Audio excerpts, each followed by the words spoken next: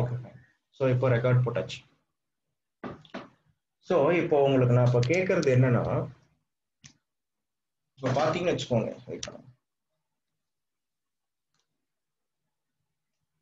இப்போ Lord Cornwallis அப்படின்னு சொல்லும் போது அவரை பத்தி நீங்க என்ன கேள்விப்பட்டிருக்கீங்க? லார்ட் கார்ன்வாலிஸ் பத்தி என்ன நீங்க கேள்விப்பட்டிருக்கீங்க? சார் இவர் ஒரு பெரிய சீமானா இருந்தவங்க. He is a influential person in royal family. Influential person. He took important.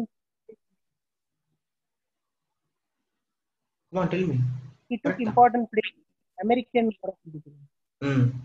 Okay. Where? He defeated Tipu Sultan. Okay, fine. Super. Where யாருன்னு சொல்லுங்க. Other than police reform வந்து police reform. Okay, super. Okay, where? Sir, he found Sanskrit college. He found Sanskrit. No. Sanskrit college. Sanskrit college. He was here. Sanskrit college. Okay, sir. Okay, sir. He அதுக்கப்புறம் இவங்க தான் வந்து civil criminal இதுக்கு governing பண்ண இது provision ஆரம்பிச்சாங்க. Okay super, thank you. வேற district collector கிட்ட வந்து ஜுடிஷியல் பவர்ஸை செப்பரேட் பண்ணி அட்மினிஸ்ட்ரேஷன் அண்ட் ஜுடிஷியல் பவரை டிஸ்ட்ரிக்ட் கலெக்டர் வந்து பிரிச்சுட்டாங்க சார். சூப்பர் தேங்க் யூ தான் நான் இந்த பாயிண்ட் எதிர்பார்த்தேன். Okay fine. என்னப்பா? someone tried.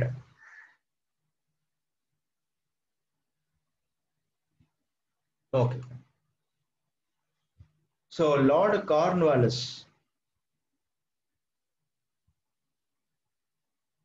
இவரை பத்தி சொல்லணும்னு வச்சுக்கோங்க, ரொம்ப நியாயமான ஒரு ஆபீசர். சொல்லப்போனா his time period யாரு சார்? துரை சார். சொல்லுப்பா sir. Permanent land revenue settlement கொண்டு வந்திருப்பா சார் இவர்தான். Very good, super. அப்புறம் சிவில் சர்வீஸ்ல வந்து இன்ட்ரோடியூஸ் பண்ணிருப்பார் சார் இவர்தான். ஓகே, அதான் சொல்ல வரேன். Thank you. சோ லார்ட் கார்ன்வாலிஸை பொறுத்த வரைக்கும் இவர் என்ன சொல்றாங்க அப்படின்னா, he was the most efficient administrator. His time period along with Lord Wellesley, it was called the golden age for British East India Company சொல்றாங்க. His time period along with Lord Wellesley, it was called golden period or golden age of English East India Company. The reason why he was called so efficient is he was the man of merit. First of all, he was the man of merit in the sense ஒரு மிக சிறந்த ஒரு நிர்வாக முறையை இந்தியாவில் ஏற்படுத்தினார்னு சொல்றாங்க. இவரை பத்தி இன்னமும் ஸ்பெசிபிக்கா சொல்லணும் அப்படின்னா, he belonged to the royal family of England. ரொம்ப செல்வ செழிப்பான சீமான்னு சொல்லுவோம். நம்ம அண்ணன் சீமான் கிடையாது. இங்கிலாந்துல லார்ட்ஸ்ன்னு சொல்லுவாங்க. காலகாலமா ரொம்ப செல்வ செழிப்பான குடும்பத்துல இருந்து வந்தவங்கள லார்ட்ஸ் ஃபேமிலின்னு சொல்லுவாங்க. அந்த மாதிரி ரொம்ப ஒரு செல்வ செழிப்பான குடும்பத்துல இருந்து வந்தாங்க. அண்ட் ரொம்ப ஒரு புத்திசாலி. And he was a military genius too, because before coming to India, Lord Cornwallis was the one who involved in the American War of Independence. Lord Cornwallis, American War of Independence-ல ஒரு மிக முக்கியமான ஒரு கதாபாத்திரம். ஏன் கதாபாத்திரம்னு சொல்றேன்னா, அமெரிக்கன் வார் ஆஃப் இண்டிபெண்டன்ஸ் பத்தி உங்களுக்கு ஒரு அவுட்லைனா தெரிஞ்சிருக்கும். அமெரிக்காவில் இருக்கக்கூடிய 13 காலனிஸ் பிரிட்டிஷை எதிர்த்து பிரச்சனை பண்றாங்க. பிகாஸ் அன்னைக்கு அமெரிக்காவை ரூல் பண்ணது பிரிட்டிஷ். அமெரிக்காவில் இருக்கக்கூடிய, அதாவது பிரிட்டிஷார்ஸ் தான், அவர் யூரோப்ல இருக்கக்கூடிய முக்கியமான கண்ட்ரீஸ்ல இருக்கக்கூடிய மெம்பர்ஸ் தான் அமெரிக்காவில் செட்டில் ஆகுறாங்க. பட் ஒரு over a point of time, okay, அதாவது 16th 17th செஞ்சுரியில அமெரிக்காவில் போய் செட்டில் ஆனவங்க எல்லாருமே 18th செஞ்சுரியில அவங்க தங்களை பிரிட்டிஷ் நினைக்கல, தங்களை அமெரிக்கன்ஸ் நினைச்சாங்க. ஸோ 13 காலனி, பிரிட்டிஷ் ஆண்ட 13 காலனியா இருக்கக்கூடிய மெம்பர்ஸ் பிரிட்டிஷை எதிர்த்தாங்க. அதுதான் அமெரிக்கன் வார் ஆஃப் இண்டிபெண்டன்ஸ். அந்த அமெரிக்கன் வார் ஆஃப் இண்டிபெண்டன்ஸ்ல பிரிட்டிஷோடைய கமாண்டர் இன் சீஃபா, பிரிட்டிஷ் ஈஸ்ட் இந்தியா பிரிட்டிஷோடைய, அதாவது பிரிட்டிஷ் கவர்மெண்டோடைய கமாண்டர் இன் சீஃபா இருந்தது யாருன்னா லார்ட் கார்ன்வாலிஸ். லார்ட் கார்ன்வாலிஸ் அந்த போர்ல பிரிட்டிஷ் தோத்துட்டாங்க. ஆனா லார்ட் கார்ன்வாலிஸோடைய அந்த மிலிட்டரி ஜீனியஸ்னஸ், அவருடைய நம்ம சொல்லுவோம்ல வேர்ல்டு வார் 2ல ஹிட்லர் தோத்தாச்சு, ஆனா பட் ஹிட்லருடைய வீரம் வெல்ல தெரியுற மாதிரி, ஹிட்லருடைய திறமை, ஹிட்லர் எப்படி எக்ஸ்பேண்ட் ஆனாருன்றதெல்லாம் வெல்ல தெரியுற மாதிரி, அமெரிக்கன் வார் ஆஃப் இண்டிபெண்டன்ஸ்ல பிரிட்டிஷ் தோத்திருந்தாலும் ஒரு மிக சிறந்த ஒரு நிர்வாக முறையை, ஒரு மிக சிறந்த ஒரு போர் தந்திரத்தை லார்ட் கார்ன்வாலிஸ் மூலயமா பார்த்தாங்க. அதனாலதான் இந்தியாவுல இந்த திப்பு சுல்தான் ஹைதர் அலி, ஓகே, இந்த ஹைதர் அலி இறந்த பிறகு திப்பு சுல்தான் ரொம்ப ஓவரா டாமினேட் பண்ணிட்டு இருந்தார். ஸோ இந்த திப்பு சுல்தானை எப்படியும் டிஃபீட் பண்ணணும், கொல்லணும்ன்ற ஒரே இன்டென்ஷனோட லார்ட் கார்ன்வாலிஸ் இந்தியாவில் ஈஸ்ட் இந்தியா கம்பெனியால ரெக்ரூட் செய்யப்படுகிறார். He was recruited by English East India Company and Lord Cornwallis இந்தியாக்குள்ளார வந்த உடனே நிறைய ரிஃபார்ம்ஸ்லாம் அவர் பண்ண ஆரம்பிக்கிறார். ஏன்னா இவருடைய பீரியட்ல தான் மிக முக்கியமான கான்ட்ரிபியூஷன்லாம் நடந்திருக்கும். நான் ஏற்கனவே சொன்ன மாதிரி இந்த ஆங்கிலோ மைசூர் வார்ல திப்பு சுல்தானை தோக்கடிச்சு ட்ரீட்டி ஆஃப் ஸ்ரீரங்கப்பட்டினம் அப்படின்றத போட்டதும் லார்ட் கார்ன்வாலிஸ் தான். இதை தவிர்த்து லார்ட் கார்ன்வாலிஸோடைய இம்பார்ட்டன்ஸ் என்ன அப்படின்னா, நான் பிபிடி இருக்கு பட் இருந்தாலும் நான் சொல்றதை கேட்டுக்கோங்க. லார்ட் என்ன சொல்லும் பொழுது நீங்க அப்சர்வ் பண்ணுங்க, அப்பதான் உங்களுக்கு இன்னமும் புரியும். பிபிடியில இருக்கிறதே நடத்துறான்னு நினைக்கிறேன் நான். பிபிடி ஒரு ஜஸ்ட் ஒரு ஊருகா மாதிரி தத்துவம். ஸோ லார்ட் கார்ன்வாலிஸோடைய ஃபர்ஸ்ட் ப்ரொவிஷன் என்ன அப்படின்னா, he believed in the merit system. First point என்ன, he believed in merit system. East India கம்பெனில எதெல்லாம் தேவையில்லாத போஸ்டோ அந்த போஸ்ட் எல்லாம் ரிமூவ் பண்ணிடுறாரு. there are certain posters, there are certain இப்போ சர்வீசஸ் இருக்குன்னு வச்சுக்கோங்க, அந்த சர்வீஸ்லாம் தேவையே இல்லை, ஆனா அந்த சர்வீஸ்ல சில பேர் உட்காந்துட்டு நல்லா சம்பளம் வாங்கிட்டு இருக்காங்க. ஸோ இந்த மாதிரி தேவையில்லாத போஸ்ட் என்ன பண்றாருன்னா ரிமூவ் பண்ணிட்டார். Point number 1. பாயிண்ட் நம்பர் 2 என்னன்னா, இவருடைய பீரியட்ல ஈஸ்ட் இந்தியா கம்பெனியோடைய ஆபீசர்ஸ் இருக்காங்க இல்லையா, இவங்களுக்கு சேலரியை இன்க்ரீஸ் பண்ணாரு. சேலரியை இன்க்ரீஸ் பண்ணது மட்டும் இல்லாம, ஏன் சேலரியை இன்க்ரீஸ் பண்றாருன்னா, இப்போ சேலரி கம்மியா இருக்கும் பொழுது அதிகமா கரப்ஷன் ஆகுது, நிறைய பேர் கொள்ளடிக்கிறாங்க, நிறைய பேர் கிஃப்ட் எல்லாம் போய் கேட்கறாங்க. ஸோ இந்த மாதிரி கரப்ஷன் நடக்கக்கூடாது அப்படின்றதுக்காக சேலரியை இன்க்ரீஸ் பண்ணிட்டு இவர் என்ன பண்ணிருப்பாரு அப்படின்னு சொல்லிட்டு பாத்தீங்கன்னா, கரப்ஷன் வாங்கக்கூடாதுன்னு அதுக்கு ஒரு லா ஒன்று போட்டிருப்பாரு. ரொம்ப ஸ்ட்ரிக்டாவும் அதுல இருக்காரு. ஏன்னா இவரும் ரொம்ப நியாயமான ஆளு. ஓகே, அதே மாதிரி தனக்கு கீழே இருக்கிறவங்களும் அதே மாதிரி இருக்கணும் அப்படின்னு எதிர்பார்க்கக்கூடிய ஒரு கேரக்டர் தான் கார்ன்வாலிஸ். ஓகே, லார்ட் கார்ன்வாலிஸோடைய இன்னொரு ப்ரொவிஷன் என்ன அப்படின்னா, இவர் யோசிக்கிறார். நல்லா புரிஞ்சுக்கோங்க, இவருடைய பீரியட்ல தான் இவர் வந்து என்ன பண்றாரு அப்படின்னா, சாரி வெயிட் பண்ண,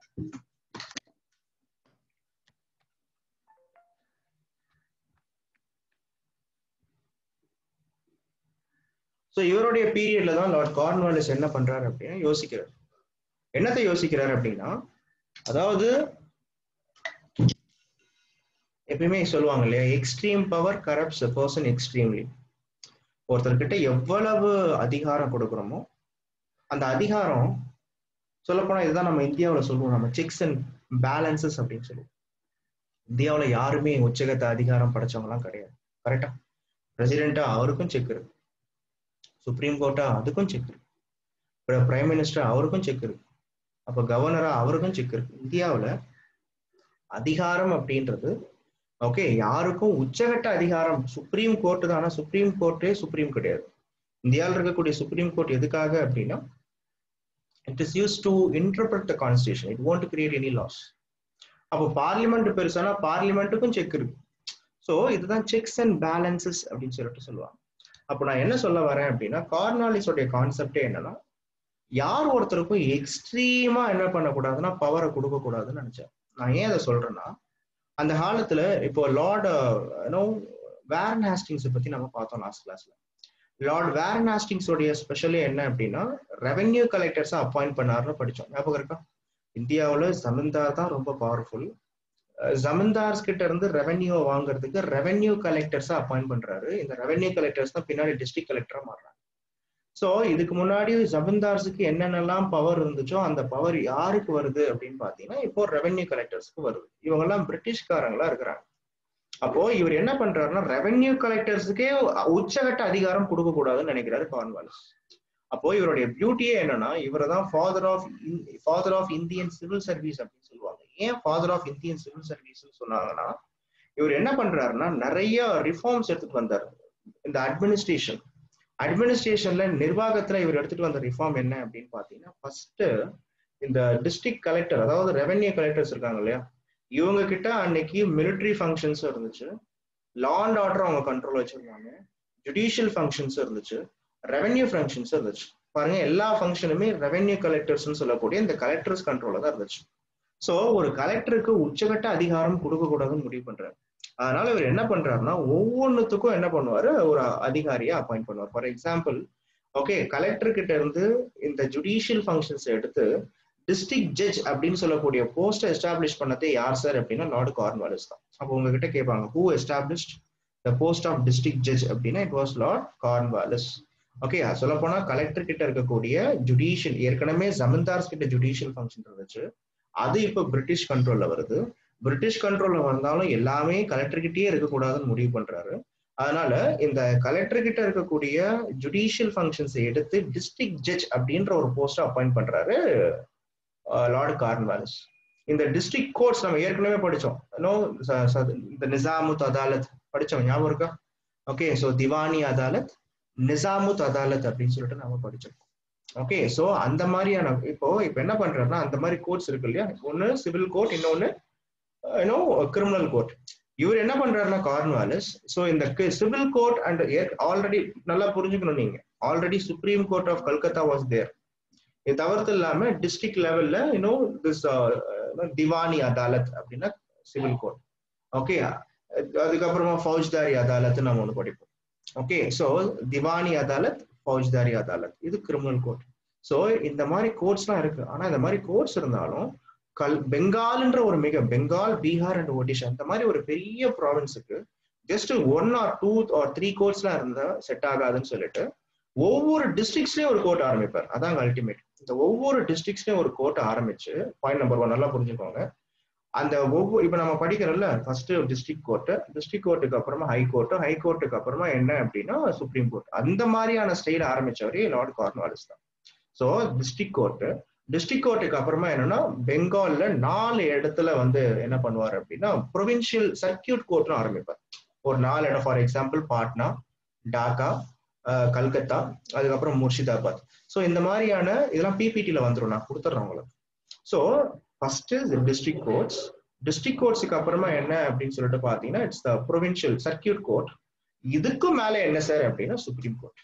ஸோ இந்த மாதிரி ஜுடிஷியல் சிஸ்டத்தை எஸ்டாப்ளிஷ் பண்ணது யார் சார் அப்படின்னா லார்ட் கார்ன்வாலிஸ் தான். அண்ட் இதுல நல்லா புரிஞ்சுக்கோங்க, போலீஸ் ரிஃபார்ம்ஸையும் முதல்ல ஆரம்பிச்சது லார்ட் கார்ன்வாலிஸ் தான். எப்படி போலீஸ் ரிஃபார்ம்ஸ் ஆரம்பிப்பாருன்னா, நிறைய தானாஸ்னா போலீஸ் ஸ்டேஷன் இருக்கும். ஏற்கனவே இந்தியாவில் அதெல்லாம் இருக்கு.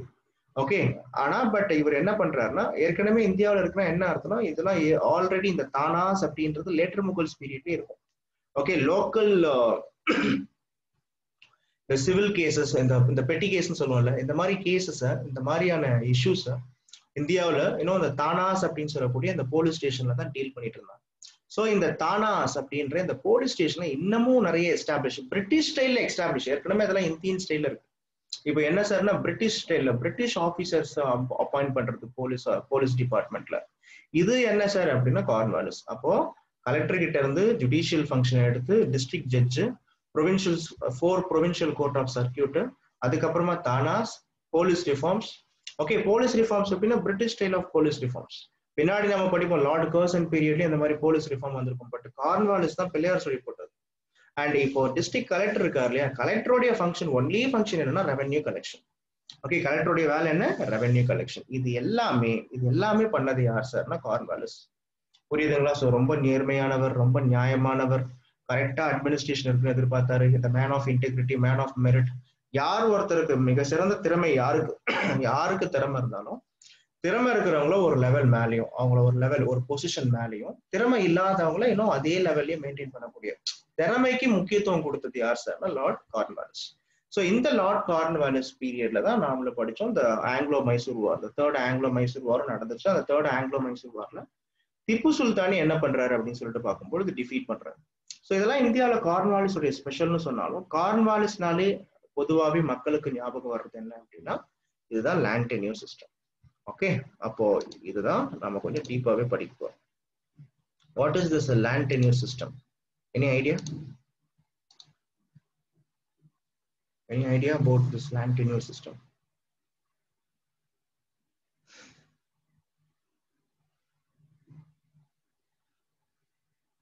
உங்களை தான் கேட்கிறேன் மக்களே.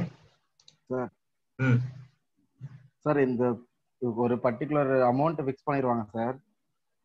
இந்த அமௌண்ட் வந்து இந்த டைம் டேட் கொடுப்பாங்க சார். அந்த டைம் டேட் குள்ள கட்டலன்னா அது வந்து கைமாத்தி விட்டுருவாங்க. அதானே சார்? இல்லை, ஏன்ட்ட கேட்காது. நான் உன்கிட்ட கேட்கறேன், தெளிவா சொல்லி. ஏன்ட்ட கேட்காது. இல்ல சார், பிரிட்டிஷ் வந்து பாத்தீங்கன்னா கரெக்டா வந்து ரெவென்யூ கரெக்டா கொண்டு வந்து கட்ட சொல்லிடுவாங்க சார்.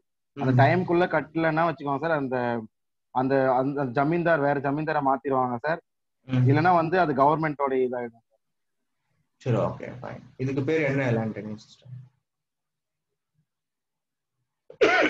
இதுக்கு பேர் என்ன லேண்ட் டென்யூர் சிஸ்டம்? சரி, ஓகே, இருங்க நானே சொல்றேன். நீங்க கரெக்டா தான் சொல்றீங்க. கரெக்ட் தான் துறை, நீங்க சொன்னது தப்பு இல்ல. ஓகே, எப்பவுமே லேண்ட் டென்யூர் சிஸ்டம் அப்படின்னு ஒரு concept. Land tenure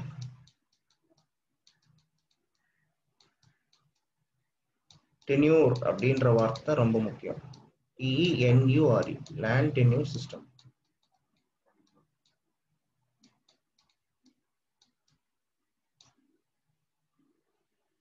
Land tenure system. There are 3 land tenure system. The first land tenure system தான் என்ன சொல்லுவாங்க அப்படின்னா permanent land tenure system or zamindari. Second land tenure system, third land tenure system இருக்கு. Second land tenure system என்ன அப்படின்னா it's rayatwari. Third என்னன்னா mahalwari. அதை நம்ம தனியா படிப்போம். இன்னைக்கு நம்ம permanent land tenure system தான் படிக்க போறோம். The permanent land tenure system, it is also called as zamindari system. First இது புரியணும். First point என்னன்னா permanent land tenure system is also called as zamindari system. ஏன் இதுக்கு zamindari system or permanent land tenure system னு பேர் வச்சாங்கன்னா concept வைஸா நல்லா யோசிச்சு பார்க்கணும். 1770ல இருந்து பெங்கால்ல பயங்கரமான ஃபெமைன் வந்துச்சு. இந்த ஃபெமைன் ஒரு 15 இயர்ஸுக்கு மேல இருந்தா சொல்றாங்க. 1717ல இருந்து 1785 வரைக்குமே கூட இந்த ஃபெமைன் இருந்ததா சொல்றாங்க. ஃபெமைன்னா நமக்கே தெரியும், பஞ்சம். இந்த பஞ்சம் ஏற்பட்டதுக்கு காரணம் it is not only nature. Famine அப்படின்னா it is not only, you cannot just say the reason is nature அப்படின்னு சொல்லிட முடியாது.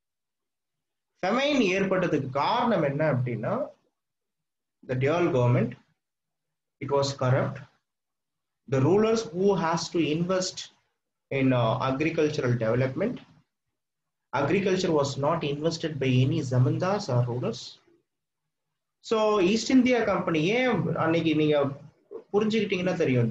17 நமக்கே தெரியும் 1765க்கு மேலே 1765க்கு மேலே என்ன நடக்குது அப்படின்னு பாத்தீங்கன்னா இந்த டியால் கவர்மெண்ட் தான் பெங்கால டாமினேட் பண்றாங்க. இந்த டியால் கவர்மெண்டோடைய ஒன்லி குறிக்கோள் என்ன அப்படின்னு பாத்தீங்கன்னா பெங்கால எப்படியும் எக்ஸ்ப்ளாய்ட் பண்ணணும், சுரண்டணும். அப்போ இவங்க பெங்கால சுரண்டும் போது இங்க பாருங்க, ஆல்ரெடி பெங்கால்ல இந்த லேண்ட் எல்லாம் யாருடைய கண்ட்ரோல் இருந்துச்சுன்னா ஜமீன்தார்ஸோடைய கண்ட்ரோல்ல தான் இருந்துச்சு. நம்ம இது ஏற்கனவே பார்த்தோம். இந்தியாவில் ஜமீன்தார்ஸ் தான் ஒரு மினி ராஜாஸ் மாதிரி. ஆனா பட் இந்த டியால் கவர்மெண்ட் பீரியட்லயே நிறைய ஜமீன்தார்ஸோடைய பவர் கம்மி பண்றாங்க. ஜமீன்தார்ஸை டம்மி பண்றாங்க. அதுதான் உங்களுக்கு புரியணும். The zamindars literally they were made dummy in the sense what? Their powers were all deprived. Okay, their judicial powers, their commercial powers, their அவங்களுடைய அதிகாரத்தை எல்லாத்தையுமே பிரிட்டிஷ் புடுங்கினதால இந்த பல்லெடுத்த பாம்பு மாதிரி தான் இந்த ஜமீன்தார்ஸ் இருக்கிறாங்க. ஏன்னா ஒரு லோக்கல்லா இருந்தாலும் எந்த விதமான நிகழ்ச்சியா இருந்தாலும் அன்னைக்கு ஜமீன்தார்ஸ் தான் முன்னெடுத்து. பிரிட்டிஷுக்கு முன்னாடி ஜமீன்தார்ஸ் பவர்ஃபுல்லா இருந்தாங்க ஆக்சுவலா. ஓகே, ஜமீன்தார்ஸுக்கு மேல இந்தியாவுடைய ரீஜனல் ரூலர்ஸ் இருந்தாங்க. இப்படிதான் இந்தியாவுடைய சிஸ்டமே இருந்துச்சு. ஆனா பட் இப்ப இந்தியாவுடைய ரூலர்ஸும் டிஃபீட் செய்யப்படுகிறார்கள். ஜமீன்தார்ஸும் நிறைய பேர் என்ன ஆகுறாங்க அப்படின்னா அவங்களுடைய பல்லு புடுங்கின பாம்பு மாதிரி தான் இருக்கிறாங்க. அப்ப பிரிட்டிஷ் யோசிக்கிறாங்க, இந்த ஜமீன்தார்ஸ கொஞ்சமா பல்லு புடுங்கும் போது என்ன ஆகுது அப்படின்னா zamindars actually they were all the one who invested in lands. Because ஒரு ரீஜன்ல இருக்கக்கூடிய ஒட்டுமொத்த லேண்டும் அன்னைக்கு ஜமீன்தாருடைய லேண்டா தான் இருந்துச்சு. ஜமீன்தாருக்கு கீழே தான் பெசன்ட் டெனன்ட் எல்லாம் இருந்தாங்க. அப்போ என்ன ஆகுதுன்னா ஜமீன்தார்ஸ் ஆட்டோமேட்டிக்காவே அவங்களுடைய they cannot able to invest in lands because either their powers were all deprived or just they were due to so many reasons they cannot able to concentrate. அப்போ என்ன ஆகுதுன்னா 1780s மேல நாட்டுல பெரிய பஞ்சம் வர ஆரம்பிக்குது. இப்போ உங்களுக்கு சொல்றேனே, இப்போ தமிழ்நாட்டுல மழை வரல. இப்போ மழை வரலன்னு சொல்லிட்டு சும்மாவே கவர்மெண்ட் இருக்கக்கூடாது. தமிழ்நாட்டுல என்ன நதிகள் இருக்கு, நதிகள்ல இப்போ ஃபார் எக்ஸாம்பிள் இப்போ தமிழ்நாட்டுல மழை வரலனாலும் பரவாயில்ல, கர்நாடகால மழை பெஞ்சதுன்னா காவிரி வந்து பார்க்கும் பொழுது தலை விரிச்சு சொல்லுவோம், வான் பொய்ப்பினும் தான் பொய்யா மலையக தாய் காவிரின்ற மாதிரி காவிரி ரிவர் என்ன பண்ணும் அப்படின்னா it will flow. Mettur dam ரொம்ப ஓகே. தமிழ்நாட்டுல தர்மபுரி டிஸ்ட்ரிக்ட் ரொம்ப வறட்சி மாவட்டம் தான், ஆனா பட் காவிரி நதி ஓடுற இடம் அந்த ஏரியா. அப்போ இரிகேஷன் சிஸ்டம் மூலயமா நீங்க தர்மபுரிக்கு வாட்டர் கொடுக்கலாம். கரெக்டா? ஒகேனக்கல் கூட்டு குடிநீர் திட்டம் இந்த மாதிரி. இப்ப மேட்டூர் டேம் இருக்கு, மேட்டூர் டேமை வச்சு பக்கத்துல இருக்கக்கூடிய ஈரோடு, கரூர், நாமக்கல்னு சொல்லிட்டு நீங்க ஃபுல்லாவே நீங்க இரிகேஷன் மூலயமா மழை வரலனாலும் நீங்க தண்ணியை கொடுத்து விவசாயம் பண்ண வைக்கலாம். பண்ணலாமா? பண்ணக்கூடாது, தாராளமா பண்ணலாம். ஆனா பட் இந்த மாதிரி பண்ற ஆளுங்க யாருன்னா கவர்மெண்டா இருக்கணும். கரெக்டா? நான் கவர்மெண்ட் தான் ஃபண்டு கொடுக்கணும், கவர்மெண்ட் தான் ஓகே பண்ணணும்.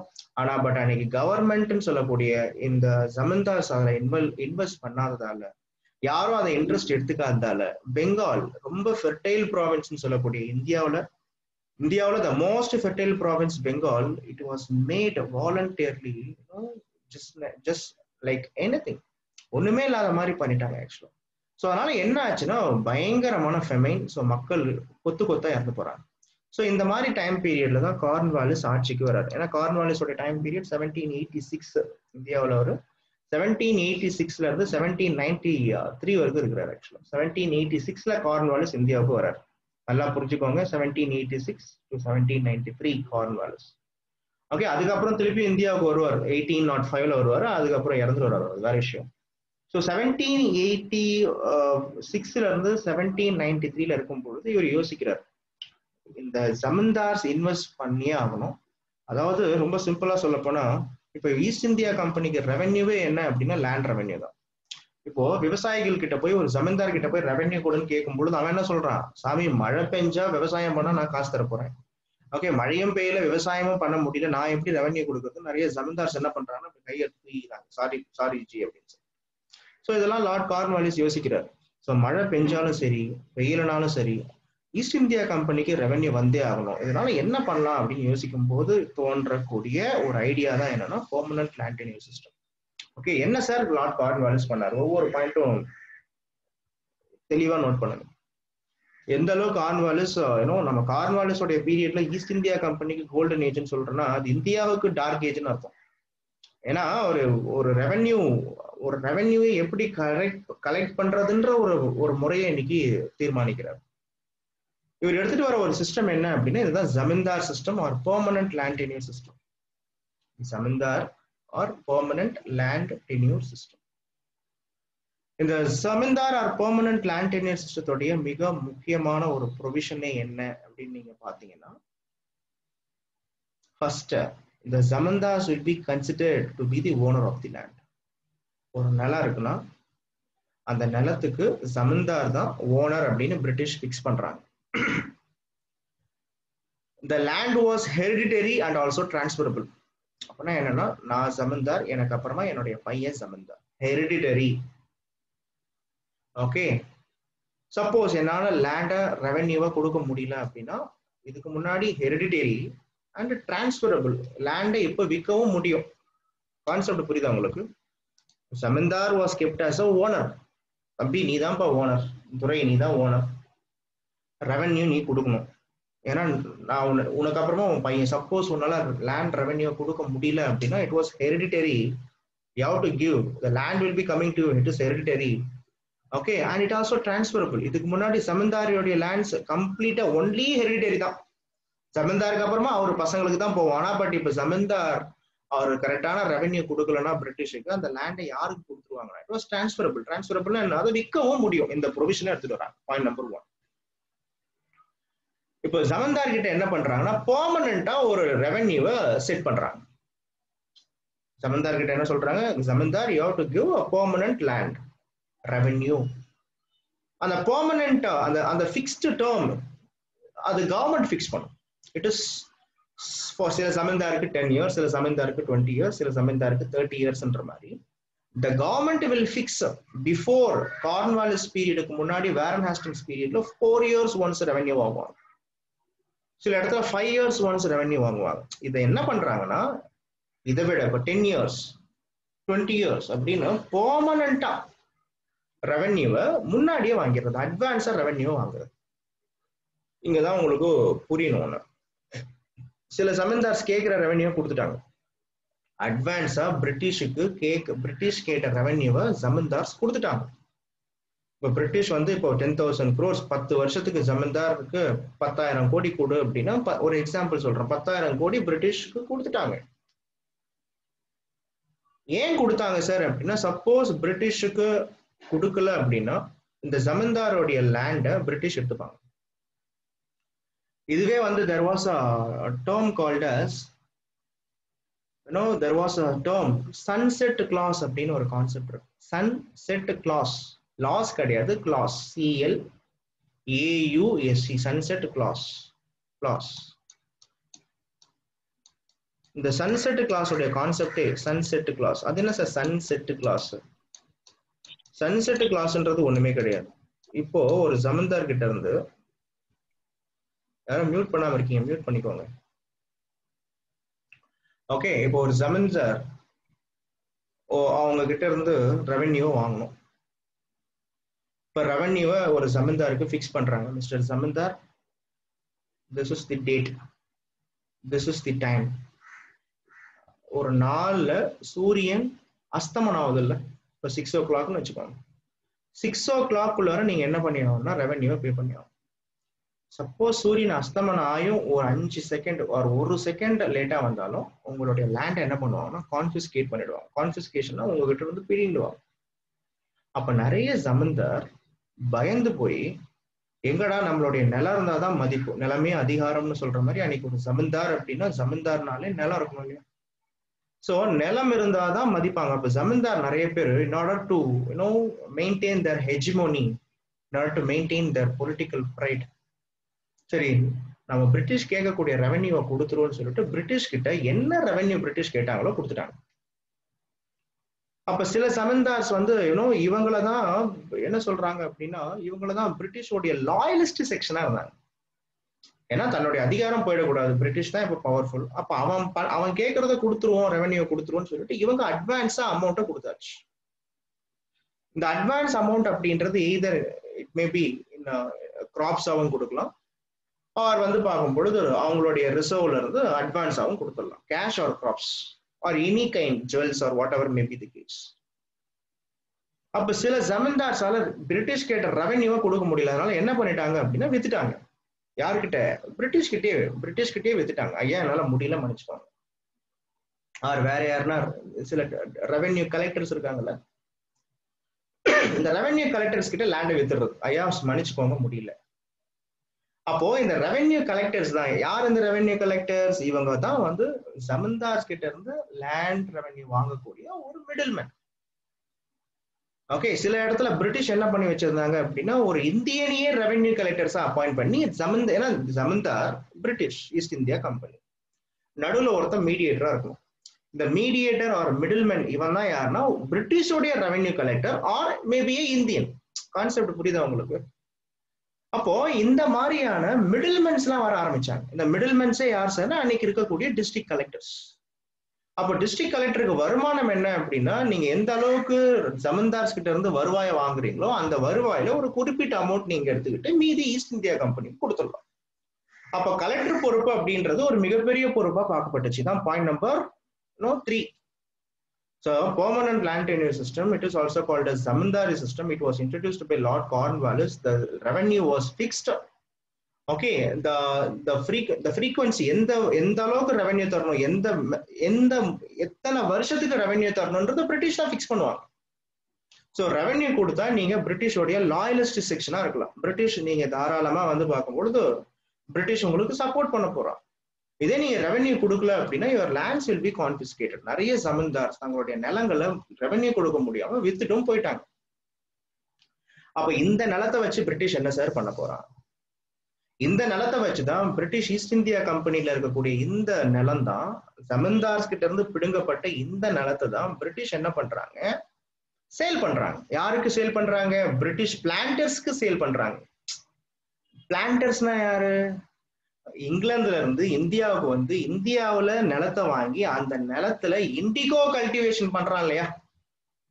பிலிம்ஸ்ல ஒரு பாயிண்ட் வந்து இண்டிகோ பிளான்டர்ஸ். அப்போ பிளான்டர்ஸ் அப்படின்றவங்க யார் சார் அப்படின்னா இந்தியன்ஸுக்கு விற்கிறது இல்ல, பிரிட்டிஷ் பிளான்டர்ஸுக்கு விற்கிறாங்க. ஏன்னா நிறைய இந்த டைம் பீரியட்ல பிரிட்டிஷ் பிளான்டர்ஸ் நிறைய பேர் என்ன பண்றாங்க அப்படின்னா, ஏன்னா இந்த டைம் பீரியட்ல இண்டஸ்ட்ரியல் ரெவல்யூஷன் இந்தியாவில் வர ஆரம்பிக்கும் போது, இந்தியாவில் இண்டஸ்ட்ரியல் ரெவல்யூஷன் ரொம்ப டாமினண்டா இருக்கும் போது, அதாவது இங்கிலாந்துல இண்டஸ்ட்ரியல் ரெவல்யூஷன் ரொம்ப டாமினண்டா இருக்கும் பொழுது அதுக்கான ரா மெட்டீரியல் என்னன்னா காட்டன், அண்ட் காட்டனுக்கு அப்புறமா என்னன்னா இண்டிகோ. ஸோ இண்டிகோ கல்டிவேஷனை பண்றதுக்காக ஓகே நிறைய பிரிட்டிஷ் பிளான்டர்ஸ் இந்தியாவுக்கு வந்தாங்க. இங்க ஈஸ்ட் இந்தியா கம்பெனி இருக்கும் பொழுது ஈஸ்ட் இந்தியா கம்பெனி கிட்ட இருந்து லேண்டை என்ன பண்ணாங்கன்னா வாங்கி அந்த லேண்ட்ல என்ன பண்றாங்கன்னா கல்டிவேட் பண்றாங்க. இந்த கல்டிவேட்டின் பேர் தான் நிச் கல்டிவேஷன் அப்படின்னு நீங்க என்சிஆர்டி புக்ல படிப்பீங்க. Okay, nij cultivation. இன்னொன்னு ரயோதி கல்டிவேஷன், அது தனி, நான் அப்புறமா சொல்றேன். கான்செப்ட் புரியுதா? அப்போ இந்த மாதிரி நடந்துச்சு. ஸோ இந்த லேண்ட் டென்யூர் சிஸ்டம், இப்போ நான் சன்செட் கிளாஸ் அப்படின்றதே சொன்னேன். சன்செட் கிளாஸ்னா என்ன? ஓகே, ஒரு குறிப்பிட்ட டே, ஒரு குறிப்பிட்ட டைம், இந்த டே அண்ட் டைம்குள்ளார ரெவென்யூ பே பண்ணி ஆகணும். சப்போஸ் ரெவென்யூ பே பண்ணல அப்படின்னா there was a problem. அப்போ இந்த மாதிரி ரெவென்யூ இந்த லேண்ட் டென்யூர் சிஸ்டத்தை கார்ன்வாலிஸ் எடுத்துட்டு வரும் பொழுது இது எங்க எடுத்துட்டு வந்தாருன்னா first Bengal, Bihar, Odisha and some parts of Varanasi, உத்தரப்பிரதேஷ்ல இருக்கக்கூடிய வாரணாசில எடுத்துட்டு வந்தார். சில இடத்துல அதுவும் அசாம்ல கூட இதை எடுத்துட்டு வந்தா சொல்றாங்க. ஏன்னா இன்னைக்கு பெங்கால்னும் போதே அசாமும் இன்க்ளூட் ஆகும். ஏன்னா அசாம் இன்னைக்கு மாதிரி அசாம் வந்து பார்க்கும் பொழுது தனியே கிடையாது. அசாம்ல சில ஏரியாவும் பெங்கால் கண்ட்ரோல்ல தான் வந்துச்சு. அப்போ Bengal, Bihar, Odisha, Varanasi, some parts of Assam இந்த லேண்ட் டென்யூர் சிஸ்டத்தை எடுத்துட்டு வந்தாங்க. ஸோ இந்த லேண்ட் டென்யூர் சிஸ்டத்தோடைய இம்பாக்ட் என்ன? எப்பவுமே இப்படி கேட்பாங்க, என்னென்னலாம் பிரிட்டிஷுக்கு மெரிட்ஸ், என்னென்னலாம் டிமெரிட் ஆச்சு, அண்ட் இந்த லேண்ட் டென்யூர் சிஸ்டத்தோடைய இம்பாக்ட் இந்தியாவில் எப்படி இருந்துச்சு. எப்பவுமே உங்களுடைய ஆப்ஷனல்ஸுக்கு இப்படிதான் கேள்வி வரும். ஸோ இதோடைய மெரிட்ஸ் என்ன அப்படின்னு பார்த்தீங்கன்னா, பிரிட்டிஷுக்கு ரெவென்யூ கலெக்ஷன் ரொம்ப ஈஸியாச்சு. Point number 1. பிரிட்டிஷோடைய கஜானா ஃபுல்லா ஃபில் ஆச்சு. Point number 2. தேர்ட் பாயிண்ட் என்னன்னா, ஜமீன்தார்ஸ், நிறைய ஜமீன்தார்ஸ் பிரிட்டிஷுக்கு லாயலிஸ்ட் செக்ஷனாவும் ராயலிஸ்ட் செக்ஷனாவும் இருந்தாங்க. Point number 3. அண்ட் இப்போ பிரிட்டிஷுக்கு ஒவ்வொரு இண்டிவிஜுவல்ட்டையும் போய் கலெக்ட் பண்ணணும்லாம் கிடையாது. ஜமீன்தார் வாஸ் தேர், ஜமீன்தாரை பிடிச்சாலே போதும், ரெவென்யூ வாங்கிடலாம். இதெல்லாம் ரொம்ப பிரிட்டிஷுக்கு ஈஸியா இருந்துச்சு. ஸோ இது மூலயமா இந்த ரெவென்யூ வாங்குறது, இந்த ரெவென்யூ மூலயமா பிரிட்டிஷ் இந்தியாவுடைய மற்ற ரீஜன்லயும் எக்ஸ்பேண்ட் ஆனாங்க. பொலிட்டிக்கலி எக்ஸ்பேண்ட் ஆனாங்க, கமர்ஷியலி எக்ஸ்பேண்ட் ஆனாங்க, இன்னும் நிறைய ஃபேக்டரிஸ் ஓபன் பண்ணாங்க. Okay, and British Bengal, Bihar, ஒடிஷால இருக்கக்கூடிய அந்த பொலிட்டிக்கல் பவர் மூலயமாவே எல்லாரையும் மிரட்டினாங்க. ஸோ இதெல்லாம் பிரிட்டிஷுக்கு ஈஸ்ட் இந்தியா கம்பெனிக்கு ஒரு பெரிய பிளஸ்ஸாவே இருந்துச்சு. இதோடைய நெகட்டிவ் என்ன அப்படின்னு பாத்தீங்கன்னா, permanent land tenure system long டேர்ம்ல பிரிட்டிஷுக்கு ரொம்ப லாஸ் கொடுத்துச்சு. ஏன்? இன்னைக்கு தங்கம் ஒரு செவரன் 500 ரூபான்னு வச்சுக்கோங்க. ஒரு எக்கானமி ப்ராக்ரஸ் ஆகுதுன்னா தங்கத்தோடைய ரேட், தங்கன்றது எப்பயுமே அதோடைய மதிப்பு உயர்ந்துகிட்டே இருக்கும். ரொம்ப சிம்பிளா உங்களுக்கு சொல்றேன், ஒரு காலத்துல வீடு கட்டுறதுக்கு 500 ரூபாப்பா, ஆனா நீங்க ஒரு 20 வருஷம் கழிச்சு வீடு கட்டும் போது 500 ரூபாய்க்கு கட்ட முடியாது. இன்னைக்கு தங்கம் 400 ரூபா இருக்கும். இதே நீங்க 2 நாள் கழிச்சு ஒரு 10 நாள், ஒரு 2 மாசம் கூட வச்சுக்கோங்களேன், ரேட் அதிகமாகும். அப்போ இந்த permanent land tenure system long டேர்ம்ல பிரிட்டிஷுக்கு ரொம்ப கஷ்டமா இருந்துச்சு. ஏன்னா ஒரு ஜமீன்தார் கிட்ட பெர்மனண்டா லேண்ட் ரெவென்யூ வாங்கிடும் பொழுது என்ன நடக்குது அப்படின்னு பாத்தீங்கன்னா, அந்த ரெவென்யூ இவங்க யூட்டிலைஸ் பண்ணிக்கிறாங்க. பட் லாங் டேர்ம் இப்போ 10 இயர்ஸ் இருக்கு. இப்போ 10 இயர்ஸுக்கான ரெவன்யூ முதல்ல வாங்கியாச்சு. ஆனா பட் இன்னைக்கு இன்னைக்கு எக்ஸ்பென்சஸ் ரேட் வேற மாதிரி இருக்கும். 10 இயர்ஸ் கழிச்சு எக்ஸ்பென்சஸ் அதிகமா இருக்கும் இல்லையா? ஆனா பட் ஒரு பெர்மனண்டா நீங்க லேண்ட் ரெவன்யூ வாங்கினதால ஆட்டோமேட்டிக்கா லாங் டேர்ம்ல எக்ஸ்பென்சஸ் உங்களால மேனேஜ் பண்ண முடியல. Point number 2 minus. இதெல்லாம் கான்செப்ட் புரியுதா உங்களுக்கு? மைனஸ். இதெல்லாம் கான்செப்ட் புரியுதுல உங்களுக்கு? இதெல்லாம் மைனஸ். அண்ட் இங்க இன்னொரு பெரிய கொடுமை பிரிட்டிஷுக்கு வந்துச்சு. Not only for British, it is also for zamindars. இப்போ ஜமீன்தார் தான் கிட்ட இருக்கக்கூடிய அமௌண்ட்டை யாருக்கு கொடுத்துட்டான் அப்படின்னா பிரிட்டிஷுக்கு கொடுத்துட்டான். அப்போ இந்த வருவாயை தன் அட்வான்ஸா பிரிட்டிஷ் என்ன பண்றான்னா தன்னுடைய ரெவன்யூவை அட்வான்ஸா ஜமீன்தார் தன்னுடைய ரெவன்யூவை பிரிட்டிஷுக்கு கொடுத்துட்றான். அப்படி கொடுத்தாலுமே உங்களுக்கு என்ன புரியணும் அப்படின்னு பாத்தீங்கன்னா, இப்போ தான்கிட்ட இப்ப நான் இருக்கேன், நான் ஒரு ரிசர்வ்ல வச்சிருக்கக்கூடிய அமௌண்ட்டை கொடுத்துட்டேன். அப்ப நான் என்ன பண்றேன்னா எனக்கு கீழே இருக்கிறவங்க கிட்ட இருந்துதான் அவங்க ஏன்னா என்கிட்ட லேண்ட் இருக்கு. ஓகே, எனக்கு அந்த லேண்டை நிறைய பேர் ஓட்டிட்டு இருக்காங்க. இப்போ ஃபார் எக்ஸாம்பிள் நான் ஏற்கனவே நான் சொல்லியிருக்கேன், ஜமீன்தார் கீழே பெசன்ட் கீழே டெனண்ட்டுக்கு கீழே ஃபார்மர்னு. அப்ப என்ன ஆகுது அப்படின்னா இந்தியாவுல நிறைய விஷயங்கள் நடக்க ஆரம்பிக்குது. என்ன நிறைய விஷயங்கள் அப்படின்னா, இப்ப ஜமீன்தார் இருக்காரு, இவருக்கு அப்புறமா பெசண்ட்டுக்கு அப்புறமா டெனண்ட்டுக்கு அப்புறமா ஃபார்மர். ஸோ இந்த ஜமீன்தார் யாரை ப்ரெஷர் பண்றாருன்னா பெசன்ஸை ப்ரெஷர் பண்றாரு. இதுக்கு முன்னாடி 50 ரூபா வாங்கிட்டு இருந்த ரெவன்யூவை பெசன்ஸ் கிட்ட இன்னமும் ஏத்தி கேட்கிறாரு. பெசன்ட் என்ன பண்றாருன்னா தனக்கு கீழே இருக்கக்கூடிய டெனண்ட்டை ப்ரெஷரைஸ் பண்றாரு. இந்த டெனண்ட் என்ன பண்றான்னா அவனுக்கும் கீழே இருக்கக்கூடிய ஃபார்மர்ஸை ப்ரெஷரைஸ் பண்றதுன்னா என்ன, ஃபார்மர்ஸ் கிட்ட நல்லா வேலை வாங்கிறது, ஆனா வருவாயை கொடுக்கறது கிடையாது, அவனுடைய சம்பளத்தை கொடுக்கறது கிடையாது. அப்ப நிறைய ஃபார்மர் என்ன பண்ணுவான், அடா போங்கடா, agriculture was a failure one. ஏன்னா வருவாயே கிடைக்க மாட்டேன், சாப்பாட்டுக்கே வந்து அப்பெல்லாம் கேஷ் எக்கானமி கிடையாது. நீ வேலை செஞ்சனா உனக்கு தானியத்தை கொடுத்துருவாங்க. ஓகே, அப்போ என்ன ஆகுதுன்னா தானியமும் சரியா கிடைக்க மாட்டேங்குது, வேலையும் வந்து சரியா கிடைக்கல. அப்போ வாழ்வாதாரத்தை தேடி நகரத்துக்கு போக ஆரம்பிக்கிறாங்க. ஸோ இந்த டைம் பீரியட்ல தான் இன்னும் அர்பானைசேஷன் ப்ராசஸ், புது நியூ டவுன்ஸ் அண்ட் சிட்டிஸ்லாம் வரும் பொழுது இந்த நியூ டவுன்ஸ் அண்ட் சிட்டிஸை நோக்கி இந்த ஃபார்மர்ஸ் போக ஆரம்பிக்கிறாங்க, டெனன்ட்ஸ் போக ஆரம்பிக்கிறாங்க. ஓகே, சில ஜமீன்தார்ஸால ரெவன்யூவை கொடுக்க முடியுது, சில ஜமீன்தார்ஸால ரெவன்யூவை கொடுக்க முடியல. ஸோ சில ஜமீன்தார்ஸ் லேண்ட் அப்படியே வித்துட்டு இன்னும் அவங்க மட்டும் வந்து பார்க்கும்போது எங்க போயிடுறாங்கன்னா நகரத்துக்கு போக ஆரம்பிச்சிட்டாங்க. சரி, எதனா பிசினஸ் பண்ணிக்கலாம் போயிடலான்னு சொல்லிட்டு. அப்போ இந்தியாவுடைய ரூரல் எக்கானமி என்ன ஆகுது அப்படின்னா இட் வாஸ் ஷேட்டர்ட், உடையுது, it was crumbling down. Okay, நான் ஏன் சொல்றேன் அப்படின்னா இந்த டைம் பீரியட்ல zamindars were the one who patronized village industries. Zamindars were the one who patronized the local traditions. Zamindars were the one who patronized, who supported for India's traditional education. So educationல இருந்து, கல்ச்சர்ல இருந்து, கஸ்டம்ஸ்ல இருந்து சொல்ல போனா ஒரு ரூரல் செட்டப்பே உடையுது. நீங்க பாத்தீங்கன்னா ஜமீன்தார்ஸ் தான் owners of the land. Zamindars தான் ரொம்ப பெரிய ஆளுன்ற மாதிரி தெரியும், ஆனா பட் ரியல் ஓனர் யாருன்னா பிரிட்டிஷ் தான்.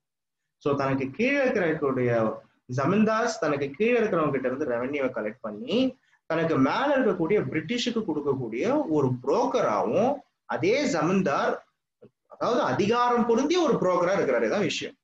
அதனாலதான் பிரிட்டிஷுக்கு இந்த லேண்ட் டென்யூர் சிஸ்டம் அப்படின்றது ரொம்ப சப்போர்ட்டிவா இருந்துச்சு. ஆனா லாங் டேர்ம்ல இந்த பெர்மனன்ட் லேண்ட் டென்யூர் சிஸ்டம் அப்படின்றது பெங்கால், பீகார் அண்ட் ஒடிஷாவில் நிறைய பிரச்சனையை ஏற்படுத்துச்சு. ஜமீன்தார்ஸுக்கும் பெசன்ஸுக்குமே இது நிறைய பிரச்சனையை ஏற்படுத்துச்சு. அதனாலதான் இந்த லேண்ட் டென்யூர் சிஸ்டத்தை நல்லா புரிஞ்சுக்கோங்க. லார்ட் கார்ன்வாலிஸ் எடுத்துட்டு வந்த இந்த லேண்ட் டென்யூர் சிஸ்டத்தை நல்லா புரிஞ்சுக்கோங்க. இனிஷியலி சப்போர்ட் பண்ணது யார் சார் அப்படின்னா ராஜாராம் மோகன் ராய். ஆனா அதே ராஜாராம் மோகன் ராய் இந்த லேண்ட் டென்யூர் சிஸ்டத்தோடைய ப்ராப்ளத்தை பார்த்து என்ன பண்ணிருப்பாரு அப்படின்னா இதை அப்போஸும் பண்ணுவார். ஸோ கான்செப்ட் புரியுதா உங்களுக்கு? When a system was introduced by British, it was initially supported by Rajaram Mohan Roy. Whereas the same Rajaram Mohan Roy, over a period of time, he realizes this land tenure system. Rajaram Mohan Roy நினைச்சார், இதுக்கு முன்னாடி ஜமீன்தார்ஸ் இருந்தாங்க, ஜமீன்தார்ஸ் இங்க இருக்கக்கூடிய பெசன்ஸ புழியறாரு, அதனால பிரிட்டிஷோடைய land tenure system இங்க இருக்கக்கூடிய பெசன்ஸுக்கு support பண்ணணும்னு நினைச்சார். ஆனா பட் அதே லேண்ட் டென்யூர் சிஸ்டம் அதோட இல் எஃபெக்ட்ஸை பார்க்கும் பொழுது ராஜாராம் மோகன் Roy was the one who opposed it also. So இந்த மாதிரியான கான்சிக்வன்சஸ்லாம் இருந்துச்சு. புரியுதா உங்களுக்கு? ஆக மொத்தம் நமக்கு தெரிய வேண்டியது என்னன்னா லார்ட் கார்ன்வாலிஸ் பீரியட்ல இந்த மாதிரியான ஒரு சிஸ்டத்தை இவர் எடுத்துட்டு வந்தாரு. லாஜிக் புரியுதா உங்களுக்கு? ஸோ லார்ட் கார்ன்வாலிஸோடைய பீரியட்ல இதெல்லாமே நடந்த மிக முக்கியமான சில விஷயங்கள். Got it? புரியுதா? எதனா அந்த லேண்ட் டென்யூர் சிஸ்டம் டவுட்டா உங்களுக்கு கேளுங்க. Any doubt?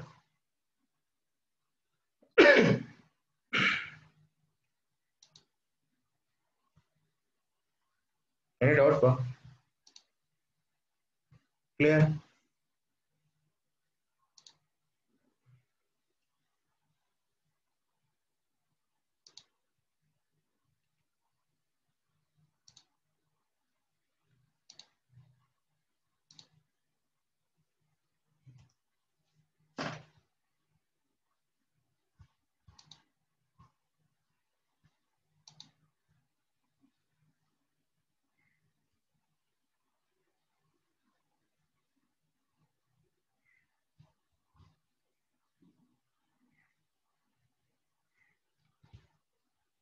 நான் ஏங்க கொடுத்துருக்கேன்னா லார்ட் கார்ன்வாலிஸ் 1786 to 1793, தென் 1805 இந்தியாவுக்கு 1805ல வருவார். ஆனா இறந்துருவார். ஓகேங்களா, ஒரு ஷார்ட் டேர்ம்ல வருவார், இறந்துருவார். இனிஷியல் கேரியர் நான் சொன்ன மாதிரி லார்ட் கார்ன்வாலிஸை பத்தி சொல்லணும்.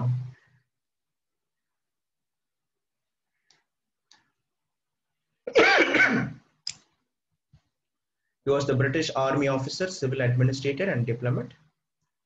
We know what is the word diplomat is mean for. A diplomat is a person who handles an issue so tactically. A diplomat is a person who handles an issue so tactically. So he was a diplomat. His career was primarily military in nature, including a series of well-known campaigns during the American War of Independence. In the American War of Independence, யாருமே மறந்து போய் American Civil War அப்படின்னு சொல்லக்கூடாது. Civil War வேற, American War of Independence வேற. From 1776 to 1781, that culminated in his surrender at Yorktown. Following his return to England in 1782, he was prevented by the parole from further participation in the war. ஏன்னா இவர் surrender ஆயிடுவார் American War of Independence. So Cornwallis was the first considered for posting in India during the ministry of Earl of Shelburne. Okay, in 1782. However, Shelburne resigned in 1783, putting an hold on Cornwallis' appointment. The Earl of Shelburne, யாருன்னா இவருடைய British prime minister. இவருடைய பீரியட்லயே கார்ன்வாலிஸை இந்தியாவில் போடணும்னு முடிவு பண்ணியிருப்பாங்க. But இவருக்கு அப்புறமா William பிட்னு வருவார். பிட்ன்றது யாருன்னா இந்த பிட் இந்தியா ஆக்ட் 1784 நீங்க படிக்கிறீங்க, பிரிட்டிஷோடைய பிரைம் மினிஸ்டர் தான் பிட். ஸோ பிட்டோடைய டைம் பீரியட்ல தான் என்ன பண்ணுவாங்க, கார்ன்வாலிஸை இந்தியாவில் போடுவாங்க. ஸோ அதான் இங்க கொடுத்துருக்கேன். ஸோ அந்த கதைலாம் அங்கே இருக்கும். இது ரொம்ப அதிகமாக இம்பார்ட்டன்ஸ் கிடையாது. So what Lord Cornwallis did? So Lord Cornwallis had no knowledge and experience of Indian affairs when he reached India in 1786. He took advantage of the reforms effected by Warren Hastings. He was ably helped by Charles Grant and Sir John Shore in revenue administrator, while Sir William Jones, the Chief Justice of Supreme Court, helped him in carrying out his judicial reforms. So Cornwallis இந்தியாவுக்கு வரும்பொழுது அவருக்கு help பண்றது William Jones, sir John sure. John sure யாருன்னா Cornwallis இந்தியாவில இருந்து போன பிறகு 1793 இருந்து 1798 வரைக்குமே ஜான் ஷோர் அப்படின்றவர் இந்தியாவுடைய கவர்னர் ஜெனரல் ஆஃப் பெங்காலா இருப்பார். அவர் ஒரு மிக சிறந்த ஒரு அட்மினிஸ்ட்ரேட்டர் தான். ஸோ கார்ன்வாலிஸ்ன்றது தான் நான் சொன்னாலே அந்த போலீஸ் ரிஃபார்ம்ஸ், இதுதான் கார்ன்வாலிஸ் நேம் ஆக்சுவலா. An elaborate code of regulations known as Code Cornwallis or Cornwallis Code was framed and published in 1793. The Cornwallis Code is a body of legislation passed in 1793 by the East India Company. The code was developed by Cornwallis, who was the Governor General of Bengal. The Cornwallis Code is known for some significant provisions made in it. These provisions related to governance, law and order, judicial, civil administration. The best known provision was the permanent settlement. அதான் நாம படிச்சோம். இப்போ this act established a system of revenue collection which was followed until the 20th century. 20வது நூற்றாண்டு independence வரைக்குமே சிலதெல்லாம் follow பண்ணாங்க. நான் சொன்னது எல்லாமே இருக்கும். Administrative reforms, service reforms, judicial reforms, police reforms, trade reforms, permanent land tenure system. இது நம்ம இப்போ அதிகமா படிச்சோம். இதுல நான் ஒரு விஷயம் சொல்ல மறந்துட்டேன். இந்த பெர்மனன்ட் லேண்ட் டென்யூர் சிஸ்டத்துல பாருங்க, பெங்கால், பீகார், பனாரஸ், சம் நார்த்தன் கர்நாடகா, ஒடிஷா இங்கெல்லாம் இருந்துச்சு. இங்க என்ன பாயிண்ட்னா, ஜமீன்தார் எந்த அளவுக்கு லேண்ட் ரெவென்யூ பே பண்ணணும் அப்படின்னா, the zamindars had to pay 89%. 89% ஜமீன்தார் பிரிட்டிஷுக்கு ரெவென்யூவை பே பண்ணியும். அப்படின்னா 11% ரெவென்யூ தான் ஜமீன்தார் தக்க வச்சுக்கவே முடியும். இப்ப 100 மூட்டை நெல் விளையுதுன்னா 89 மூட்டை நெல் ஜமீன்தாருக்கு தான் போகணும்னா அது என்ன கணக்கு? அது லாஜிக் புரியுதா உங்களுக்கு? இந்த 11% ஜமீன்தார் வச்சிருக்கிறதுல அவரு கீழே இருக்கக்கூடிய பெசன்ட், டெனன்ட், ஆர்டிஷன்ஸுக்கு கொடுக்கணும். So hectic, right? So the zamindars had to pay 89% of the land revenue to the British, and the remaining was for him. Under the system, land revenue was fixed for a term of 10 years. 10 வருஷம், சில இடத்துல 20 years, சில இடத்துல 30 years. அது British இப்ப 10x3ன்றோம் British. இங்க 10 வருஷம்ன்றது அடிப்படை. ஆனா இந்த 10 வருஷத்தையே பிரிட்டிஷ் என்ன பண்ணுவாங்கன்னா 10x3 ரெவன்யூ கொடுக்கணும். அப்ப 30 வருஷத்துக்கு ரெவன்யூ முன்னாடியே கொடுக்கணும். அந்த 10x2, 10x3 அதெல்லாம் யார் ஃபிக்ஸ் பண்ணுவாங்கன்னா the East India Company will fix. Okay, அதை புரிஞ்சுக்கோங்க. Initial was 10 years. So the result was that the cultivators were reduced to tenants, deprived of all the kinds of rights on the land. The zamindars could kick a cultivator anytime without giving any reason. This also created a class of hereditary landlords, forming the upper aristocracy in the society, who generally led luxurious and extravagant lifestyles. The class of hereditary landlords. Who are all the class of hereditary landlords? They were all the one. They may be either Indians. They may be either Indians or British revenue officers. So now they were all the hereditary. இதுதான் வந்து ஜொத்தேதார்ஸ். நீங்க 11th standard NCERT book படிச்சீங்கன்னு வச்சுக்கோங்க. ஜொத்தேதார் அப்படின்னு ஒரு வார்த்தையை கொடுத்துருப்பான். இதெல்லாம் prelims கேட்பாங்க வார்த்தைகள். இந்த மாதிரி கொடூரமான வார்த்தைகள் தான் இப்பெல்லாம் வர பிரிலிம்ஸ் கேட்கலாம். ஜொத்தேதார். Who was a ஜொத்தேதார்? Okay, the jotedar are none other than a middleman or a hereditary landlord that was emerged because of the permanent land tenure system. So the economic drain from India to Britain was set as a fast pace by Lord Cornwallis. However, the system could not be implemented throughout India due to complex land and agricultural forms. For instance, in Madras Presidency, the concept of zamindarship itself does not exist.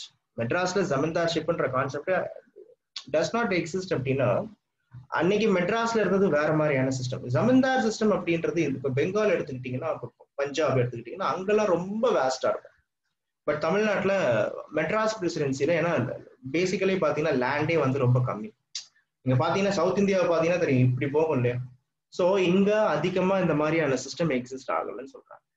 So thus the successors of Cornwallis introduced similar reforms taking in consideration of native forces, that is the Mahalwari and Ryotwari. இதெல்லாம் அப்பப்போ படிப்போம். Mahalwari introduce பண்ணது William Bentinck பீரியட்ல, அப்போ என்னன்னு படிப்போம்.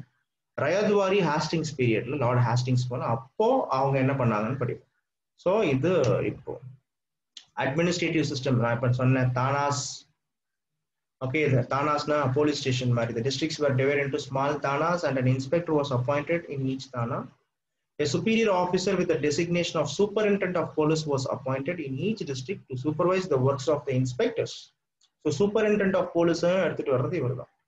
He raised the salaries of all public police officers. He separated the judiciary from executive. As a result, the equal justice could be dispensed to all the people. The number of districts in Bengal was reduced from 25 to 23. Severely unnecessary posts. இது எல்லாமே நான் சொல்லிட்டேன் உங்ககிட்ட. Just அப்படியே ஒருத்தர் reading கொடுக்குறேன். unnecessary posts remove பண்ணிருப்பாங்க. ஒவ்வொரு டிஸ்ட்ரிக்ட்லயும் கோர்ட் எடுத்துட்டு வந்திருப்பாங்க. The collectors were deprived of the right of dispensing civil justice. It was handed over either to the revenue courts or to the civil courts. Cornwallis considered only merit while making appointments in the civil services. So that is the reason why he was called the father of Indian civil service. Modernized and also rationalized, the civil service was modernized and rationalized. The basic notion behind the reform was the separation of revenue administration from revenue distribution. இதுதான் ப்ரிலிம்ஸ்ல கேட்டுருவோம். Cornwallis பீரியட்ல civil service, father of civil சர்வீஸ்னு சொல்றீங்க. Okay, ஏன் civil service அவர் create பண்ணாரு? Civil service அவர் ரொம்ப மாடர்னாவும் ரேஷனலாவும் கிரியேட் பண்ணாரு. மெரிட்டை மட்டும் தான் எடுத்தாரு. The basic notion behind the reform was separation of revenue administration from the judicial administration. இதான் பாயிண்ட். ஏன் சிவில் சர்வீஸை கிரியேட் பண்ணாரு? For the separation of revenue administration from the judicial administration. உங்களுக்கு ரெடி பண்ணி வச்சிருந்த மெட்டீரியல்ல கூட ஒரு கொஸ்டின் ஒன்று இருக்கு, நான் அப்புறமா சொல்றேன். ஆக்சுவலா வெல்லஸ்லி பீரியட்ல ஏன் வெல்லஸ்லி வந்து கல்கத்தால காலேஜ் ஆரம்பிச்சாருன்னு போது ஒரு கொஸ்டின் ஒன்று இதுல நான் எழுதி வச்சிருந்தேன். ஸோ அந்த question ப்ரிலிம்ஸ்ல மாட்டிருக்கு. So Cornwallis introduced 2 divisions of the Indian civil service, that is covenanted. இதுவும் பாயிண்ட். கோவனேட்டட்னா உச்சம் பெருசு, group A group B. Uncovenanted அப்படின்னா group C D. So the covenanted civil services was reserved exclusively for the British personnel.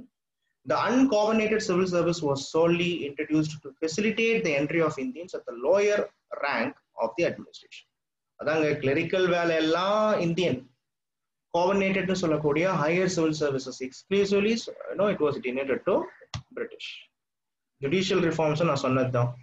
Cornwallis introduced some significant reforms in the sphere of judicial administration and tried to complete the unfinished work of Warren Hastings. ஏற்கனவே Warren Hastings என்ன பண்ணாரோ, என்ன பண்ணிட்டு போயிருந்தாரோ அதை continue பண்றாரு. Before the introduction of the reforms, the collector was the head of the district and district courts were presided over by them. The collectors were vested with the magisterial powers and empowered to administer the criminal justice. In 1790 to 92, further changes were made in the administration of criminal justice. The Faujidari Adalats of the districts were abolished, and in the place of 4 circuit courts were placed. நான் சொன்னேன்ல Faujidari Adalat அப்படின்னு சொல்லுவாங்க. ஏன்னா Indians கையில தான் இன்னைக்கு criminal justice இருந்துச்சு. கார்ன்வாலிஸோட இன்னொரு பெரிய சூதாட்டம் என்னன்னா, இந்தியன்ஸ் கிட்ட எந்த விதமான பவருமே கொடுக்க கூடாதுன்ற. இப்போ நீங்க ஜுடிஷியரின்னு எடுத்துக்கிட்டீங்கனாலே சிவில் கிரிமினல் இருக்கு. சிவில் பார்க்கும் பொழுது பிரிட்டிஷ் ஏற்கனவே அட்மினிஸ்ட்ரேஷன் பண்ணிட்டு இருந்தாங்க. இந்த ஃபௌஜ்தாரி அதாலத்ன்றது இந்தியன்ஸுக்கு லோக்கல் லாஸ் தெரியுன்றதால இந்தியன்ஸ் கண்ட்ரோல் இருந்துச்சு. இந்த ஃபௌஜ்தாரி அதாலத்தையும் இப்ப என்ன பண்றாரு அப்படின்னா, அதை ரிமூவ் பண்ணிட்டு 4 சர்க்கியூட் கோர்ட்ஸ் எடுத்துட்டு வர்றாரு. டாக்கா, பாட்னா, கல்கத்தா, முர்ஷிதாபாத். இதை நான் சொன்னேன் உங்களுக்கு. So these courts were presided over by 2 covenanted servants of the company who decided the case with the help of Indian quasis and muttus. இதெல்லாம் ப்ரிலிம்ஸ்க்கு வரும். குவாசிஸ்னா யாரு? நான் ஏற்கனவே சொல்லியிருக்கேன். குவாசிஸ்னா ஜட்ஜ், முஃப்திஸ் அப்படின்னாலும் சப்போர்ட் பண்றாங்க. இந்த குவாசிஸ் அண்ட் முஃப்திஸ் உடைய சப்போர்ட் மூலமா கிரிமினல் ஜஸ்டிஸும் பிரிட்டிஷ் என்ன பண்றாங்க அப்படின்னா எடுத்துட்டு வராங்க. So by 1793, the judicial reforms of Cornwallis took the final shape and were embodied in the famous Cornwallis Code. So அதே கான்செப்ட் தாங்க. Separation of power was the basis of his new reforms. இதை கூட கேட்கலாம். Separation of பவரை Cornwallis insist பண்ணாரா? ஆமாம். Okay, the collector was deprived of all his judicial and magisterial powers. The judges tried all civil cases in the district. The collector was required to look after the administration of the district alone. Okay, wow. So collector உடைய வேலை என்ன அப்படின்னு சொல்லிட்டு பார்க்கும்போது, okay, administration பண்றது மட்டும் தான் அவங்களுடைய வேலை. Under the subordination of the district judge, the civil and criminal courts of lower grade was established in where the munsif and munsif court the munsif and sadar tried the minor cases of the people. Appeals could be made to district courts against the decision of the lower court. In munsif court munsif court சொல்லி மேல district கிட்ட போய் district சொல்றது, high court போய் high court சொல்றது, supreme கோர்ட்ல எப்படி நம்ம அப்பீல்னு போறோமோ அதே மாதிரியான சிஸ்டத்தை எடுத்துட்டு வந்து கார்ன்வாலிஸ்ன்றது உங்களுக்கு புரியணும். அதனாலதான் கார்ன்வாலிஸ அந்த அளவுக்கு இம்பார்ட்டன்ஸ் கொடுக்குறாங்க. ஓகே, இதெல்லாம் நீங்க படிச்சுக்கோங்க, ஏற்கனவே சொன்னதுதான். ஓகேவா? ட்ரேட் ரிஃபார்ம்ஸ் பார்க்கும்பொழுது Cornwallis took some steps for the improvement of trade and commerce. Since the establishment of the Board of Trade at Calcutta, the company had procured goods through European and Indian contractors. These contractors often supplied goods at high prices and of low quality. Cornwallis stopped the practice of procuring supplies through contracts and started the practice of procuring supplies through commercial residents and agents. அதாவது இது என்ன concept அப்படின்னா, இதுக்கு முன்னாடி contractors மூலமா Indian ப்ராடக்ட்ஸை Cornwallis என்ன பண்ணாருன்னா, அதாவது அன்னைக்கு ஈஸ்ட் இந்தியா கம்பெனி இருக்கும். ஈஸ்ட் இந்தியா கம்பெனி என்ன பண்ணிருப்பாங்கன்னா, சில புரோக்கர்ஸ் மூலயமா, சில கான்ட்ராக்டர்ஸ் மூலயமா தான், அது இந்தியன்ஸாகவும் இருக்கலாம், யூரோப்பியன் கான்ட்ராக்டர்ஸாகவும் இருக்கலாம், இவங்க மூலயமா ப்ராடக்ட்ஸ் எல்லாம் ப்ரொக்யூர் பண்ணிட்டு இருந்தாங்க. ஆனா இவங்க மூலயமா ப்ரொக்யூர் பண்ணக்கூடிய ப்ராடக்ட் ரேட்டும் அதிகமா இருக்கு, அட் த சேம் டைம் குவாலிட்டியும் மொக்கையா இருக்குன்றதால, தம்பிகளா நீங்க அப்படியே ஒதுங்கிக்கோங்க, நாமளே பாத்துக்கிறோம்னு சொல்லிட்டு இவர் என்ன பண்ணிருப்பாரு அப்படின்னா, ஈஸ்ட் இந்தியா கம்பெனிலேயே சில கமர்ஷியல் ரெசிடென்ட்ஸ் அண்ட் ஏஜென்ட்ஸை செட் பண்ணுவார். இதுக்கு முன்னாடி கான்ட்ராக்டர்ஸ், அந்த கான்ட்ராக்டர்ஸ் எல்லாம் தூக்கிட்டு ஓகே இப்ப என்ன பண்றாருன்னா, கம்பெனி சார்பாவே பிரிட்டிஷ்காரங்களே என்ன பண்ண போறாங்கன்னா ஏஜென்ட்ஸா இருக்க போறாங்க.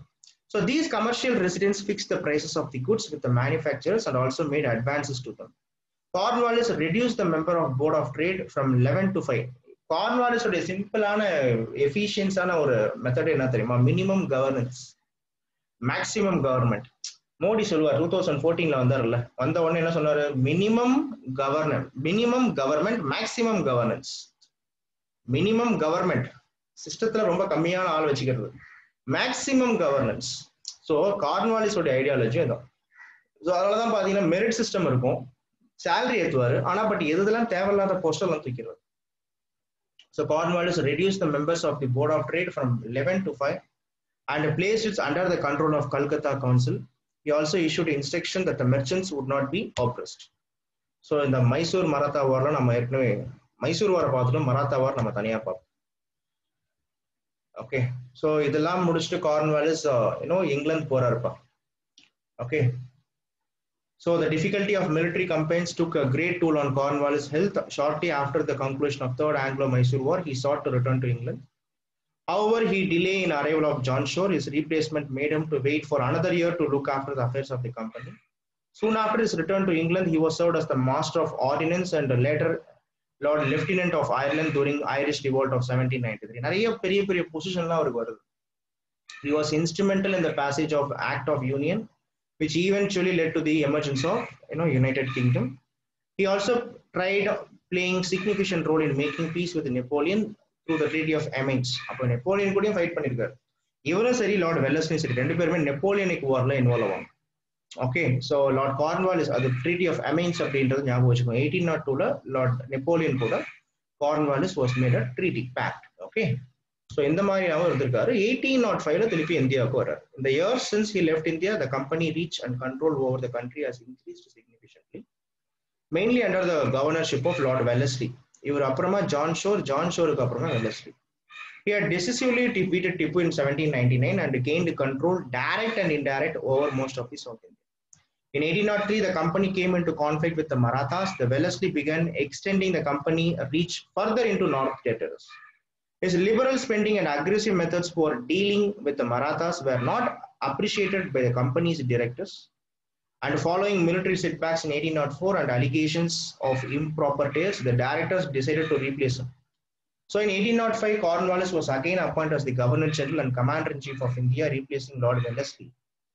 After a very bizarre sea voyage and a failing health, he reached India in 1805. In spite of declining health and mental facilities, he carried out his duties to the fullest. When Cornwallis எங்க இருந்து போயிருக்காரு? இந்தியாவில தான் இருந்து போயிருக்காரு. Ghazipur, Uttar Pradesh. When Cornwallis was in Ghazipur, he was too ill and died there a week later. இந்தியாவுக்கு வந்த ஒரு வாரத்திலே இறந்துறாரு. He was the only Governor General to die in office. Okay, fine. ஆக்சுவலா லார்ட் மேயோ அப்படின்னு ஒருத்தர் இருக்காரு, அவரும் அப்படிதான் இறந்து போவாரு. பட் லார்ட் மேயோவுக்கு முன்னாடி he was the Governor General of Bengal, whereas Lord Mayo Governor General of India. ஆனா லார்ட் மேயோவை கொன்றுவாங்க. ஸோ தெரியுமா லார்ட் மேயோ யாருன்னு? 1872 இந்த அந்தமான் ஜெயிலுக்கு ஒரு விசிட் போவாருங்க. அப்படி விசிட் போகும்பொழுது என்ன பண்ணுவாங்கன்னா, அங்க இருக்கிற ஒருத்தன் பைத்தியக்காரன் ஒருத்தன் வெறியில இவரை பிடிச்சி கடிச்சு சாகடிச்சிருவோம். ஓகே, ஸோ லார்ட் மேயோ வந்து செத்து போயிடுவார். அதனாலதான் அவருடைய ஞாபகத்துக்காக ராஜஸ்தான்ல மேயோ காலேஜ்னு ஒன்று ஆரம்பிச்சிருப்பாங்க. லார்ட் மேயோ ஞாபகம் வச்சுக்கோங்க. He was called father of financial decentralisation in India. பின்னாடி பார்ப்போம் அதெல்லாம். ஸோ லார்ட் மேயோவுக்கு முன்னாடியே கார்ன்வாலிஸ் இந்தியாவில் இறந்து போயிருக்காரு. இது ஒரு முக்கியமான ஃபேக்ட், நிறைய பேருக்கு தெரியாது.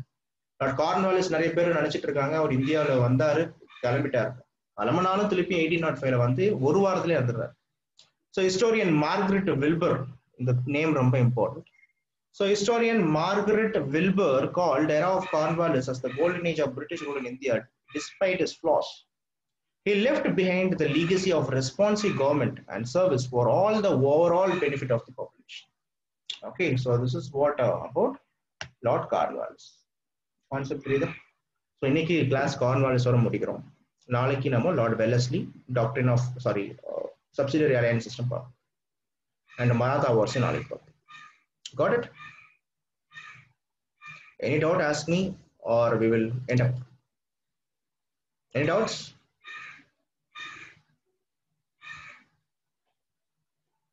No. Thank you.